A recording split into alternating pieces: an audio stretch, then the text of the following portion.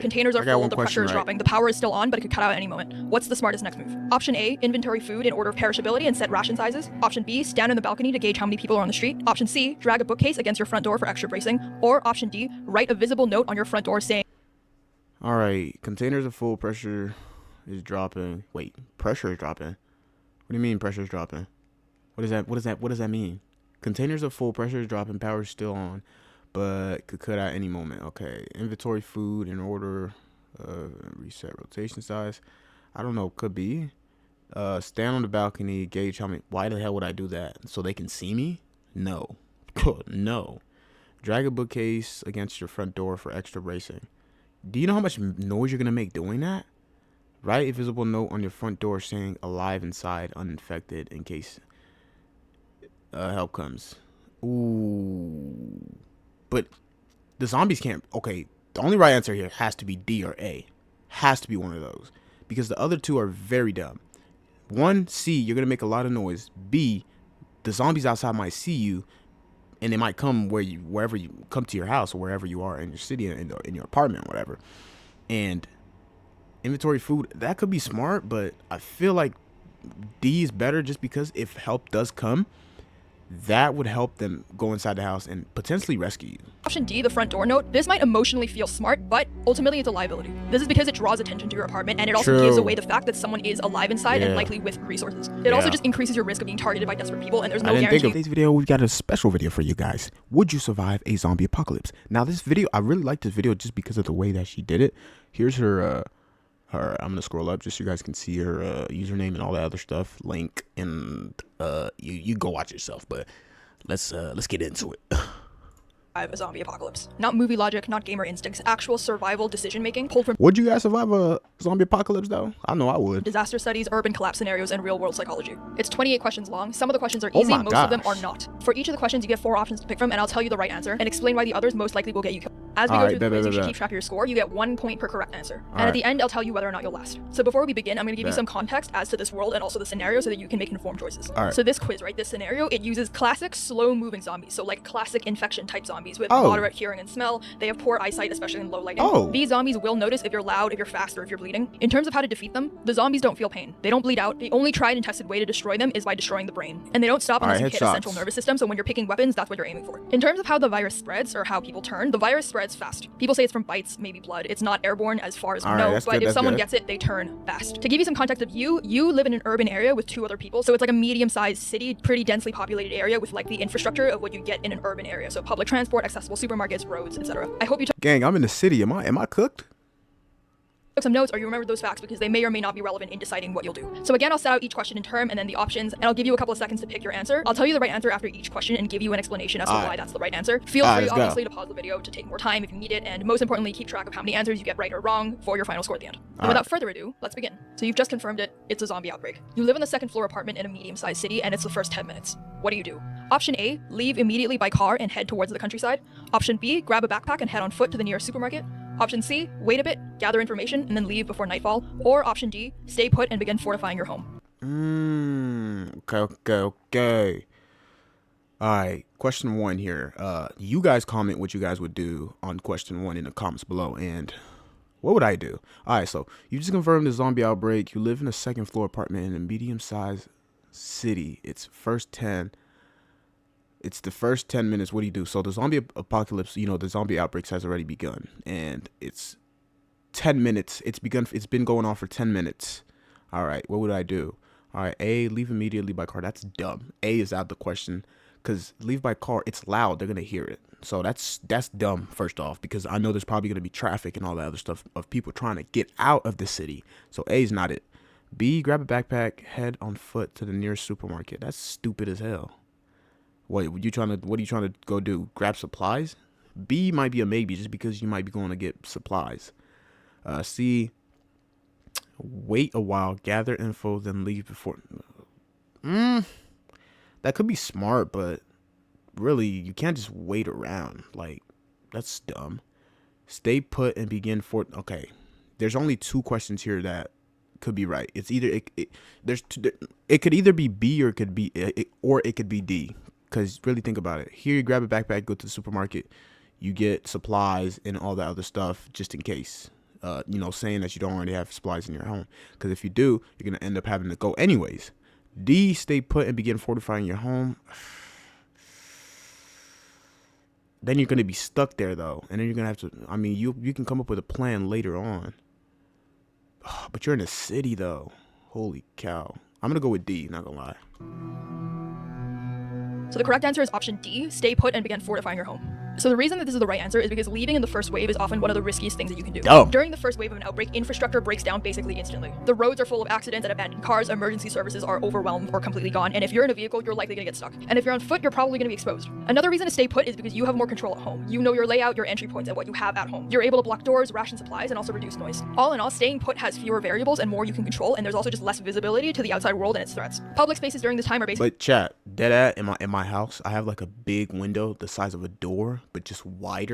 Way wider. It's like the size of 3 doors combined, and the length of the door too. So I don't know how I would even begin to for chaos zones, because supermarkets and gas stations are early hotspots for violence, looting, infection spread. The majority of people that die early in disaster events do so because they go out thinking that they can grab more supplies. Another reason to stay is because waiting often gives you more information. In the next 12 to 48 hours, you'll learn what's happening, where to go or avoid, and whether there's an organized response. And so people who leave immediately often walk into blind danger. The only exceptions where leaving might be the right choice is if your building is actually compromised, like if there's an infected person inside and there's no way to secure it, or if you have a clear escape plan with prepackaged supplies and like a safe destination, or if you live somewhere that's completely indefensible. Like B, where you grab the backpack, storefront, or you're on the ground floor, or there's wide entry points. But other than that, the safest thing to do is to stay and fortify and wait.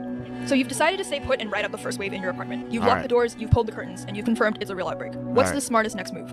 Option A, start moving heavy furniture to block entry points. Option B, fill bathtubs, sinks, and pots with clean water. Option C, inventory your kitchen and make a ration plan. Or option D, turn on the news and call your loved ones for updates. What are we thinking, chat? What are y'all putting down? All right, let's see. Start moving heavy furniture to block. I mean, that would be the the second thing to do after something like that, right? Fill the, I guess for water, right? For clean water. But I'm pretty sure water's still gonna be running, right? It should still be. C, inventory your kitchen and make a rotation plan. You should not be worried about food. Actually, it's the first wave. Turn on the news and update and call your loved ones. I'm not gonna lie. Start heavy furniture to block entry points. I'm not gonna lie. A. The correct answer is option B, fill all possible containers with clean water. What? Yo, chat. Why is it not A though? Isn't water still gonna be good? There's no way it's gonna be contaminated because it was by blood or them biting you, right? So there's no way it could possibly be. The reason this is the right answer is because in disaster scenarios, especially when infrastructure is unstable, water is often one of the first systems to fail. City water might stop flowing or become contaminated within hours of an outbreak. And since you're at home and you have a bathtub, bathtubs can act as large reservoirs for washing or flushing, and pots, bottles, and kettles are drinking water reserves. Because the power might cut out at any time, this is definitely the most important thing to do, and you should fill any container while the water pressure is still on. So why are the other options not correct? So option A, if you barricade, this is important, but time-sensitive utilities come first. For option C, ration planning, again, this is smart, but no food is a problem in 3 days, while no water is a problem in the first day. And option D, turning on the news and calling your loved ones, that sounds useful, but communication noise risks attention, and you can also gather that information after securing the basics. Okay, so it's 15 minutes in, containers are full, the pressure is dropping, the power is still on, but it could cut out at any moment. What's the smartest next move? Option A, inventory food in order of perishability and set ration sizes. Option B, stand on the balcony to gauge how many people are on the street. Option C, drag a bookcase against your front door for extra bracing. Or option D, write a visible note on your front door saying— All right, containers are full, pressure is dropping. Wait, pressure is dropping? What do you mean pressure is dropping? What does that mean? Containers are full, pressure is dropping, power is still on, but could cut out any moment. Okay, inventory food in order, reset rotation size. I don't know, could be. Stand on the balcony, gauge how many. Why the hell would I do that? So they can see me? No. No. Drag a bookcase against your front door for extra bracing. Do you know how much noise you're going to make doing that? Write a visible note on your front door saying alive inside, uninfected, in case help comes. Ooh. But the zombies can't. Okay, the only right answer here has to be D or A. Has to be one of those. Because the other two are very dumb.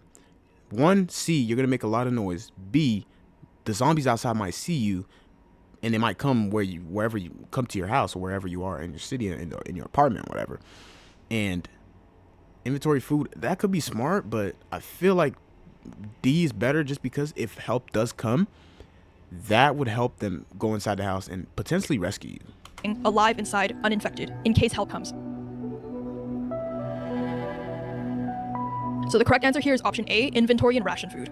What? So the reason this is important is because a calorie plan prevents panic eating and also using fridge power while you still have fridge power. Option B is incorrect because this makes you a visible target. Your silhouette against the sky is bait for both infected people and opportunistic survivors, and it's not worth the risk this early. Option C, bracing the door, is not wrong, but it's slightly premature. You're still going to want flexibility to move between the rooms and also possibly scavenge from your neighbors or adjust sound or light control. And option D, the front door note, this might emotionally feel smart, but ultimately it's a liability. This is because it draws attention to your apartment and it also gives away the fact that someone is alive inside and likely with resources. It also just increases your risk of being targeted by desperate people, and there's no guarantee who reads this note. So you're an hour into the outbreak, the supplies are counted, you share the space with your 2 flatmates. What's the next priority? Option A, establish a silent alert or knock code for movement inside the flat. Option B, cook a large hot meal before the gas or electricity dies. Option C, assign one person to sit by the peephole and watch the hallway. Or option D, start binge charging every device you own. Start binge charging every device you own. Could be smart. Alright, let's see. Establish a silent alarm code for movement inside the flat. Yo, who the hell is doing all that? Cook a large hot meal before gas or electricity dies. Supplies are counted. You share space with 2. What's the next priority? Start binge charging. I think the charging every device you own, right? Or C, assign one person to sit by people and watch the hallway. I'm gonna have to go with D on this one. So the correct option is option A, to have a silent alert system. So the reason this is the right answer is because having discipline in how you communicate can stop accidental shouting, accidental noise, and door opens later. Hot food and device charging matters, but all of these other things can wait until rules against loud mistakes, which are potentially fatal mistakes, are put in place. Okay, so you're now 2 hours into the outbreak. Communications are set, and it's still quiet outside. What do you do next? Option A, pick one windowless interior room as the fallback or the sleep space. Option B, clear the hallway outside your unit of any loose objects. Option C, start boiling tap water to sterilize it while power remains. Or option D, spread your stored water containers across. All right, let's see what we got here. Select one windowless interior room as fallback sleep space. Okay, that's smart because you're obviously going to need somewhere to sleep, right? It's quiet outside. What's the next possible? But do you want to sleep? Start boiling tap water to sterilize it while power still remains. You could be pot, but wouldn't it be fine? It hasn't been infected yet, right? Clear hallway units outside your any loose objects. I don't think that would matter. Spread your stored water containers across different rooms in case of breach. Okay. D's not bad. D is not bad. But the water's already clean. It's water that you already.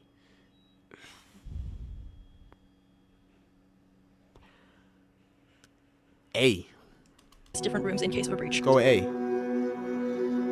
So the correct option here is option A, designate a fallback room. So the reason this is the right answer is because if the outer flat is breached, you need a last line of defense already chosen. So this is about prioritizing worst case preparedness before it's too late. By the 2 hour mark, we're assuming you've already secured water, you've already locked down and you've gone dark, and also the initial chaos has passed, but stability is still fragile. So option B, clearing the hallway of loose objects, is a good idea, but it's not really worth the risk of sound unless there's an active threat outside. Option C, boiling the water, sounds smart, but you've already filled containers at this point, and the tap water is still running, so it's not yet unsafe. The power right now might stay on for hours, or it might just cut suddenly, but even then, you can boil the water from the fallback room later. Boiling it right now just creates unnecessary heat, noise, and smell, which are all signals that you want to prevent early on. And finally, D, spreading the water containers around the room. This is like a good idea, but it's minor optimization. Obviously, if you're breached, you don't want all of your water in one place, but again, if you're breached that badly, the whole flat is essentially compromised. And the fallback room should already have its own mini storage. Okay, so you've made it to the end of day 1. The barricades, water, food, signals, safe room, and hygiene are all handled. What should you do to finish the day? Option 1, stay awake all night in rotating 2-hour guard shifts. Option B, start small cooking fire on the balcony to reduce indoor smells. Option C, signal from a window in. Is that even a question? Start a small cooking fire on the balcony to reduce indoor smell. Yo, that's like throwing a flare up. Yo. Morse code that survivors are inside. Or option D, mentally map a 10 to 14 day isolation timeline and night. Ooh, okay, what we got here? A is not bad. B is stupid. C, dumb. Dumb. That is dumb. That is dumb. That is dumb, bro. Bro, B and C are both stupid. Mentally map a 10 to 14 day isolation timeline and nightly routine.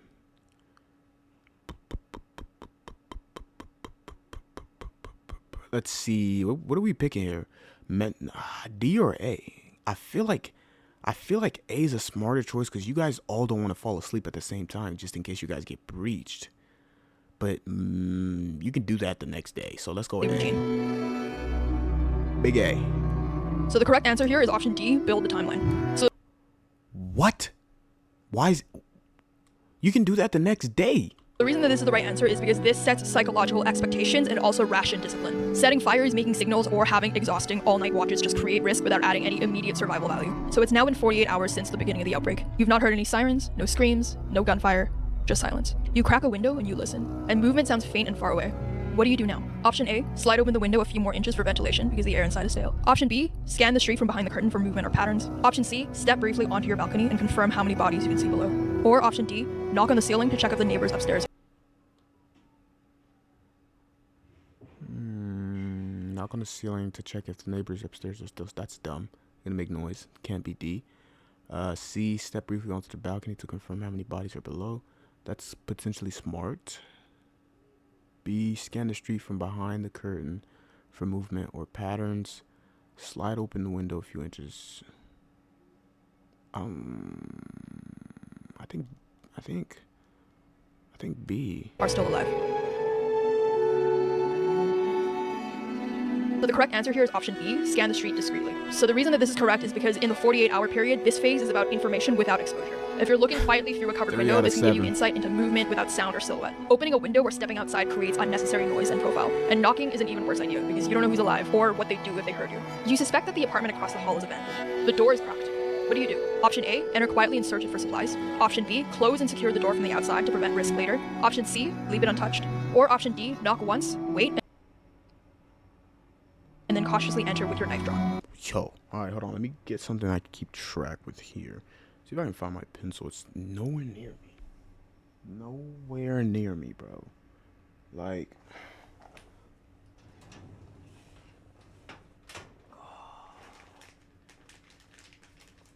Yo, what is this? Is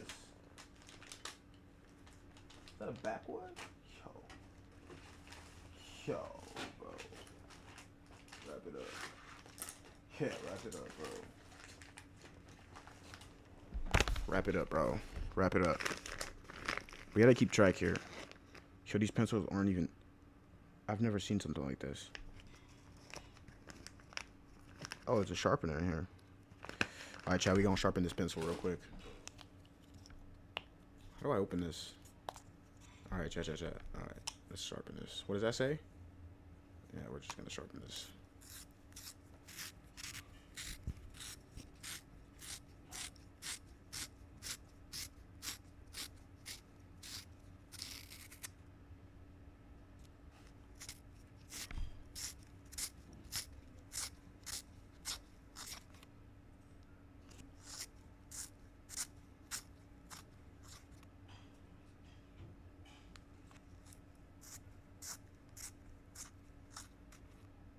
I think that's enough.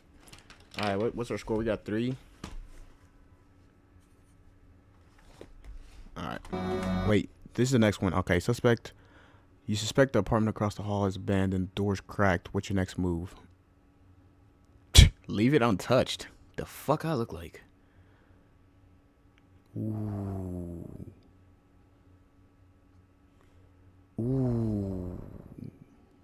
You suspect the apartment across the hall is abandoned, doors cracked.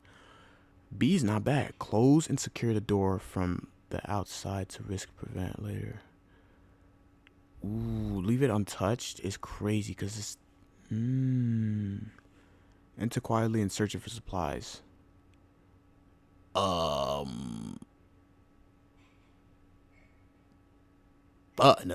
Knock once. D's not it. C is literally green, bro. It's C.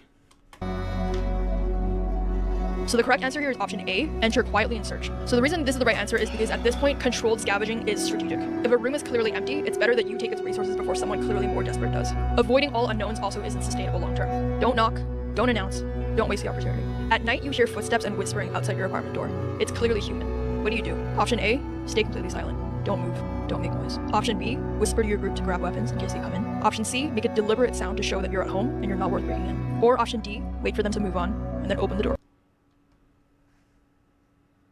Yo, chat, would you guys let them in? I'm not gonna lie, I wouldn't. In a situation like that, most people would not let you in. Shoot, no one would let you in a situation like this unless you're just overly, because you don't know if they're infected or not, and you're just gonna let them in.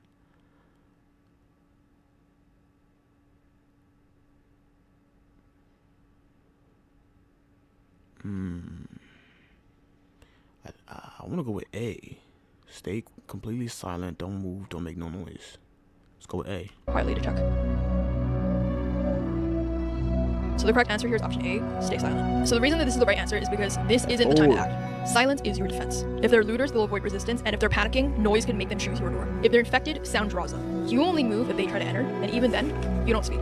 Your flatmate whispers too loudly during a routine water check, and you hear a muffled groan from somewhere in the hallway a few minutes later. What do? Option A, take a position at the door with a weapon in case someone comes through. Option B, quietly relocate everyone to your fallback room and lock the door. Option C, tell them to stay put and go investigate alone while it's quiet. Or option D, whisper sharply at them, telling them to shut up and listen. Alright, your flatmate whispers too loudly during the routine water check. You hear a muffled groan from somewhere in the hallway a few minutes later. What do? Take position at the door with weapons just in case something comes through. Quietly relocate everyone to your fallback room and lock the door. Tell them to stay put and go investigate alone while it's quiet. Yo, whisper sharply at them, telling them to shut up and listen. It'd be like, I'm guessing it'd be like, yo, shut up, something like that, right? Then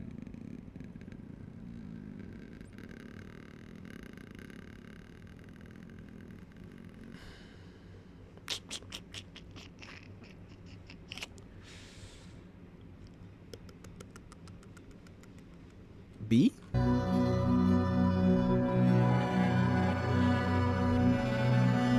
So the correct answer is option B, relocate to the fallout room. So the reason this is the right answer is because containment is the protocol here. Fallback spaces exist for this reason. You don't split up, you don't go hunting, and you don't escalate anything. This is defensive discipline. Move to the stronghold and listen. If nothing happens, then you wait. And if something breaches, you're ready. You overhear a broadcast on a still working radio. Evacuation might be happening 6 miles away at an old stadium, but you don't have any further details and there's also no schedule. What do? Option A, immediately pack and leave while the streets are quiet. Option B, wait 24 hours to gather more information or listen for updates. Option C, prepare a bag and scout the route before committing. Or option D, ignore it.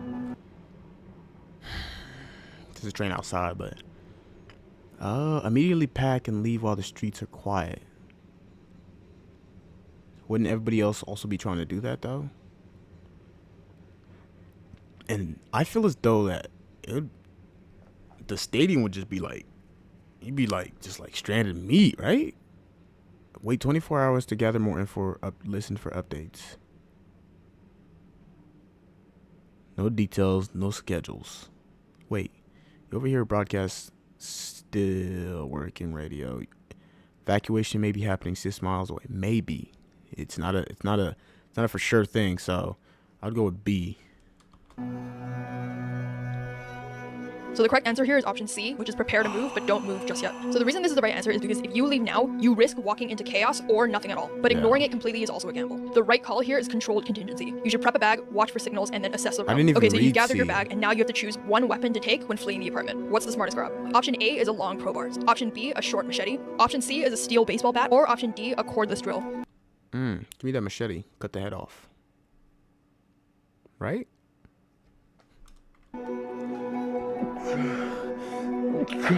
So the correct answer here is option A, the long crowbar. So the reason this Why is the machete not smart? is the right answer is because this is the weapon that you're going to grab before leaving your apartment. So the weapon choice here needs to factor in, number 1, how lethal it is against zombies, especially skull trauma. Number 2, utility in the field, so how it works against doors, fences, or breaking into places. Number 3, durability and portability. You want a weapon that won't break and it won't slow you down. And number 4, ease of use under stress, so no skill or precision needed. The reason the crowbar is the best choice is because it delivers focused and dense impact, which is ideal for cracking skulls. It also functions as a multi-tool, so it can open doors, pry fences, break windows. There's no edge to maintain, there's no power required, and it's nearly indestructible. And basically, it works in both combat and escape. All in all, it's the most versatile survival tool that you can carry. The machete was a viable option, but it's risky. It's good in the sense that it's fast and it's light, and it's good for clearing brush or like cutting rope, but it's not really designed for hard impact because it can slice through soft tissue, but it might get stuck in bone. And remember from the beginning of this video, I told you that in order to defeat a zombie, you have to aim for its brain. And in order to get to the brain, you have to go through the skull. And a machete can get stuck in the skull or in the bone of its neck if you're trying to cut its head off. The baseball bat also looks like it could be a really good idea, but it's probably going to perform poorly. The reason for this is because it's unnecessarily heavy, it's tiring to swing, and also there's no extra function besides the intimidation. Bats also often glance off of bone, so it's actually not great for cracking skulls, especially if you're swinging at a bad angle. And the cordless drill is wrong because this might sound like a really good idea, but drills are not going to be lethal unless it's precisely placed. It's also going to require 2 hands, close contact, and also most importantly, electricity and battery power. And once it's dead, it's useless, and there's no extra utility or intimidation value to it. You now go into your kitchen for a secondary weapon. Which of these gives you the best chance of stopping a zombie in close combat? Option A, a chef's knife. Option B, a wooden rolling pin. Option C, a butcher's cleaver. Or option D, a screwdriver. Screwdriver. Easy. Pinpoint. It's easy to go in. It'll stab right through. It'll go through. Right? D? So the correct answer here is option C, a butcher's cleaver. So the reason this is the right answer is because a cleaver has the mass and blade thickness to damage a skull with You're in your kitchen.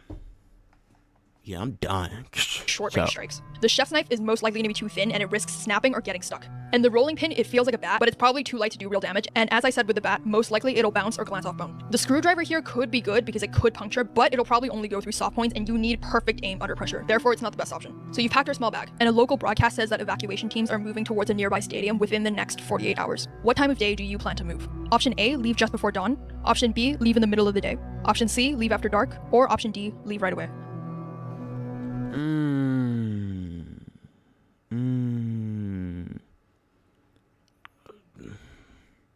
I would say middle of the day because you're able to see, right? So let's go with B. So the correct answer here is option A, leave just before dawn. So the reason this is the right answer is because leaving right before sunrise gives you both enough light to navigate without drawing too much attention, while most threats, either human or zombie, are less alert. Night travel is not a good idea because it increases the risk of tripping, noise, or panic, and broad daylight also makes you way too visible. So you've exited your apartment and you're making your way towards the stadium. Before seeing any zombies, you spot a group of 3 scavengers near a parked car. One is searching the trunk, another is standing lookout, and the third is carrying a pipe. They haven't noticed you yet. What do? Option A, approach calmly and ask if they've seen safe zones. Option B, stay low and observe from a distance before deciding. Option C, circle wide and avoid contact entirely. Or option D, follow them quietly to see where they're heading. C.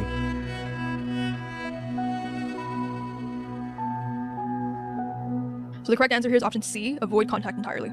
So the reason this is the right answer is because a wide detour keeps your location, your supplies, and your intentions secret. Early survival states that stealth is more important than alliance building. Option A, approaching calmly, is not the right answer because in early outbreaks, strangers are often scared and hyper-reactive. There's also no trust networks established yet, so it's more likely that they'll escalate or become violent or betray you. Option B, watching from a distance, gives you intel, but it burns time and it also risks you being spotted if they sweep their surroundings. And if they see you first, you lose initiative. Option D, following them, is also not the best answer because stalking unknown people is risky and you could walk into their base or another group. There's no true incentive to doing this early on, and if you're caught, you're seen as a threat or a potential ambusher. So on your route, you end up crossing rooftops using ladders and fire escapes. On the next rooftop, you see a zombie standing on the far ledge. It's facing away and it hasn't noticed you yet. You need to cross that roof to reach the ladder. What do? Option A, move slowly across the rooftop, hugging the wall and staying silent. Option B, throw a bottle into the street below and lure it off the edge. Option C, try and sneak up and attack it with your crowbar. Or option D, wait for it to wander off before attempting the crossing. D. So the correct answer here is option A, move silently across. So the reason this is the right answer is because at this point, the zombie hasn't seen you yet. You're not blocked and you don't need to engage. Stealth here minimizes all risk. Option B, throwing a bottle, could work if you were on the ground, but since you're on a rooftop, sound travels unpredictably and also it could just alert more zombies below. Sneaking up to attack it is also not necessary since it hasn't noticed you yet, and it also puts you in close quarters with no backup plan. Option D is potentially a good idea, but waiting could take forever and it wastes daylight while giving up control. You're cutting through a narrow alley and about 30 feet ahead, you see a zombie. It hasn't noticed you yet, but it's directly between you and the exit. There's an open side door to your left, a dumpster you could climb, and also a loose pipe on the ground nearby. What do? Option A, pick up the pipe and confront it before it gets closer. Option B, go into the side door and barricade it behind you to wait for a better moment. Option C, climb the dumpster, toss a small object away, and misdirect the zombie away from the exit. Or option D, dash past the zombie now while there's still distance. Dash pass. D.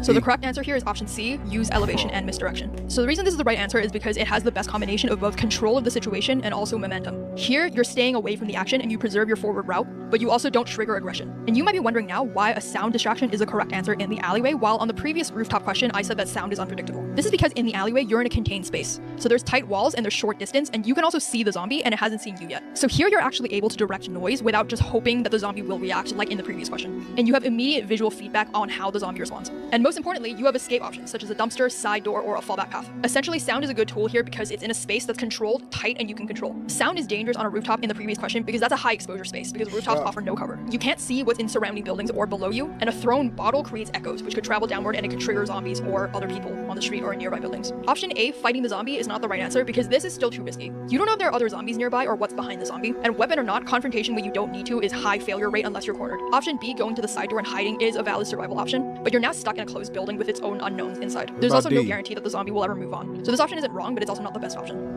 And option D, sprinting past, is also risky because one wrong move and you could get grabbed. You turn a corner and you see another survivor. They're alone and they're sitting on a curb. From your first glance, they don't look injured. What do you do? Option A, approach slowly and ask if they're headed towards the stadium. Option B, cross to the other side and keep walking without making eye contact. Option C, turn back and take a longer route. Or option D, make brief eye contact and nod, and then keep moving. D. So the correct answer here is option D, brief eye contact and keep moving. So the reason this is the right answer is because you need to acknowledge this person without becoming a variable. Making eye contact shows your confidence and the nod signals peace. Option B or C, ignoring or avoiding them entirely, could be read as weakness, and option A of approaching them is risky. You don't know their intentions or what they've lost. While climbing a fence, you slice your palm open on exposed metal. It's not deep, but it's bleeding. What do you do? Option A, cover it quickly with whatever cloth you have. Option B, wash and disinfect it before sealing it up. Option C, ignore it because it's too small to matter. Or option D, wrap it in plastic to keep the blood from dripping.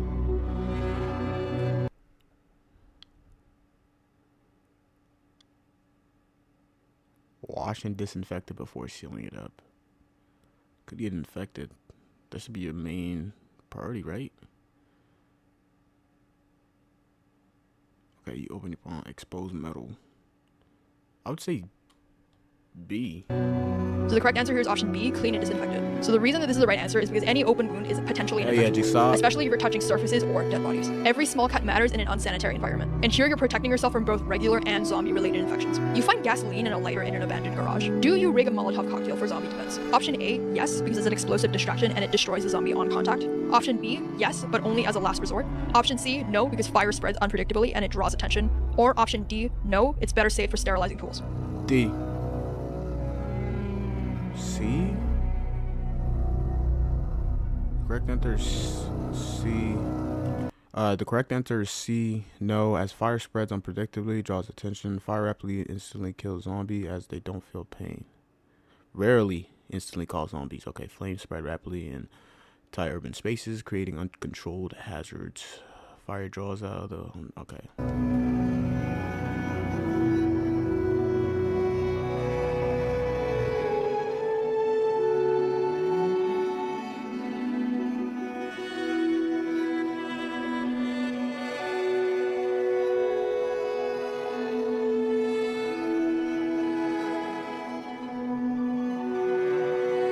Taking shelter in the back room of a corner shop when your route was blocked. It's a small space with one door, no windows, and a zombie has just stumbled in from the front. Inside this room with you are a metal drawer, a kitchen knife, duct tape, and a narrow closet with slatted wooden doors. You have seconds to react.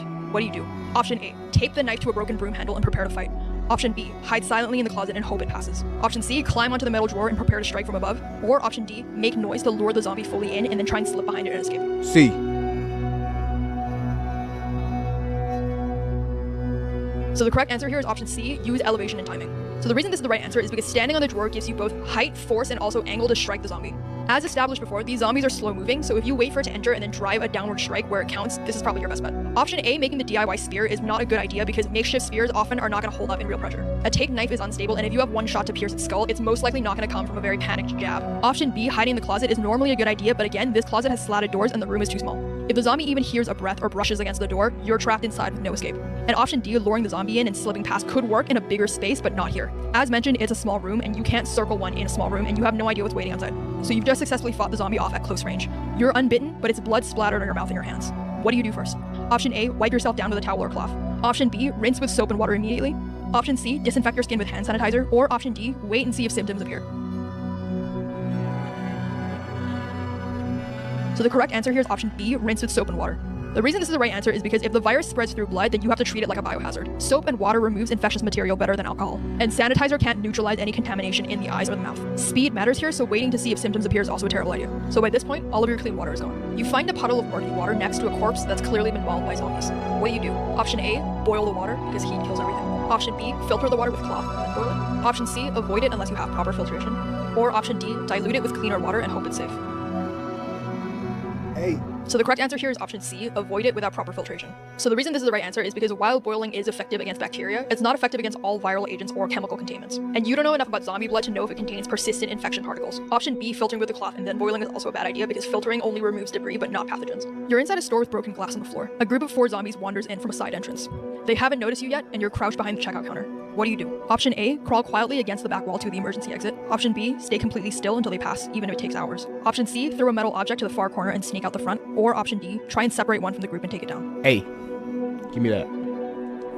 So the correct answer here is option C, use noise tactically.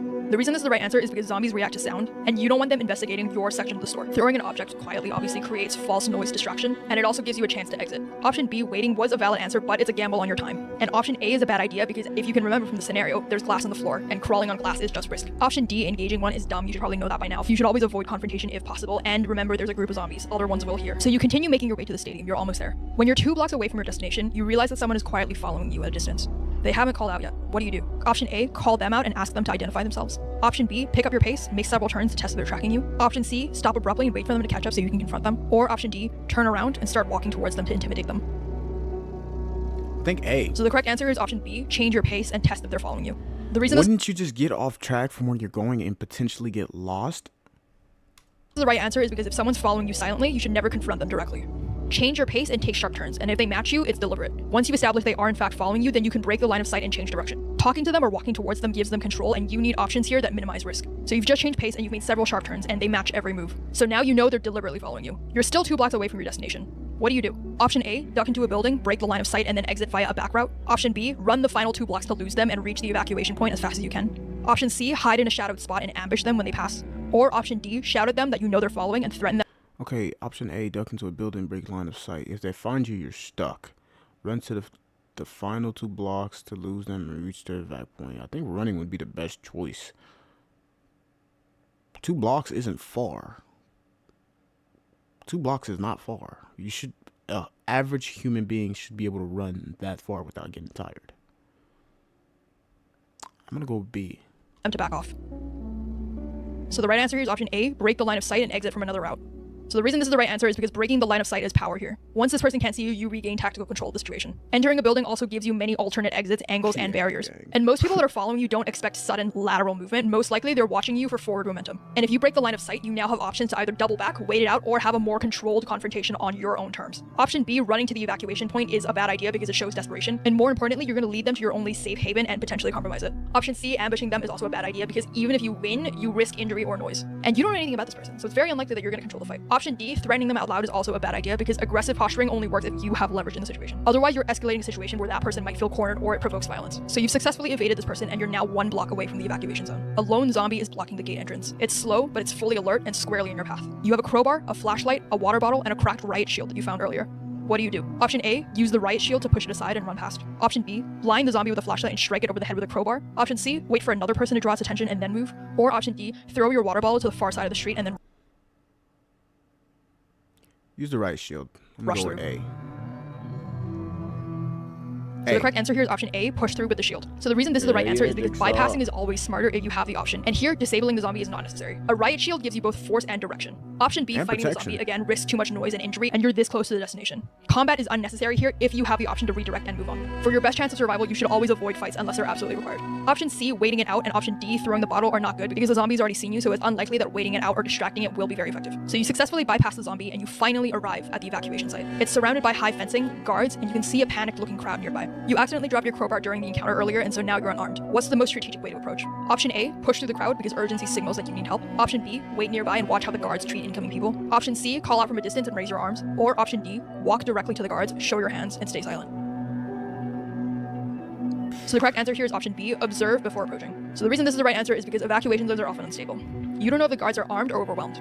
Option A, pushing in could get you mistaken for a threat, and option C draws attention to you again without you having further context. Option D, walking up silently, can also be seen as evasive or again potentially confrontational. The safest thing to do is still to watch protocol and then mimic it calmly. So that wraps up the last of the questions, and hopefully you made it. So count up how many of the answers you got correct. You should now have a score out of 28. So now I'll tell you what your score means and whether or not you would have survived the zombie apocalypse. So if you scored between 26 and 28, you would have survived. You're calm under pressure, you're tactically sharp, you're rare, and you're adaptable. Most likely you would have lasted months into this outbreak, maybe even years. And you're the kind of person that other survivors want to follow. If you scored between 22 and 25, then you most likely survived the initial outbreak and you navigated long-term danger pretty well. You made some mistakes here and there, but luckily it was nothing fatal. With a good group, you're likely to survive. If you scored between 17 and 21, you'd likely scrape through the first wave, but stumble very 10. often. You probably wasted unnecessary energy and you took unnecessary shortcuts. I'm dead. Survival for you is possible, but you'd need luck and good alliances. If you score between 12 and 16, your chances are unlikely. You're likely a liability to your group, you burn through supplies, you draw noise, and you probably also injure yourself. Unfortunately for you, surviving past the first few weeks is unlikely. And finally, if you got 0 to 11, then you're a casualty on day 1. You probably wouldn't make it through 24 hours, maybe not even the first hour. Most likely, you'll be one of the first bitten and also first remembered in the what not to do in survival briefings. Thank you for watching this video. I hope you enjoyed it. I know this is a bit of a different video.